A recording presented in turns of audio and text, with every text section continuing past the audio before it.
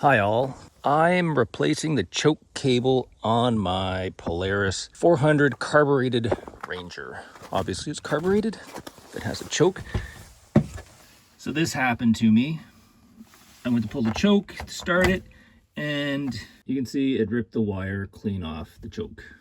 So I ordered myself a new choke cable, and I don't think it's going to be that difficult. It's a matter of disconnecting here, feeding a new line through the floor, up and replacing that whole piece. I just want to clean this before I start working on it. You never know what little bits of crap can get into your carburetor, and it doesn't take much to plug up a jet. I basically just have to remove this guy. And I believe I'll have to keep these parts and put them on the new cable. There you go.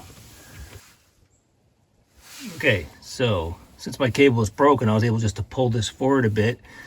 I need to keep this guy, the spring, and this sleeve and locking nut, and it'll be attached to the new cable. Unscrewing this guy. Let's get it started. There we go. Now it should just pull through. So looking under the front hood, this is my choke cable here. Runs in there. Can you see that? There, pull the tree. Okay, so next I'll have to pull this line through. I'm gonna make sure I see exactly the path it follows so that I can run this one through the same way. To make life a little easier on myself, I am going to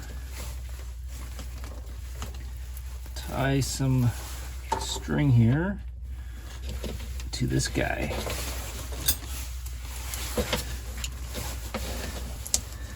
I'll pull it through, then I can use the same line to pull this new choke cable back. Everything's pretty tough to get your hands on underneath. So if I don't have to crawl under here and try and feed the wire through,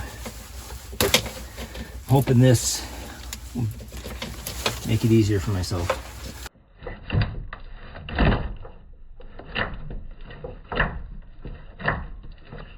So that worked, not perfectly, but I'm no mechanic or really know what I'm doing, so just saying, if I can figure this out, then anyone should be able to do this. So I just reassembled it back together, reverse of how I took it apart, and next is to reinsert it. All right, I got this reattached. It was a bit of a pain because it's pretty tight in here without taking the carburetor apart. Anyway, it's tightened down and roughly adjusted to where I think it was before. I've got my clutch, or sorry, I've got my choke back in here and tightened in place. Now, time to start it up.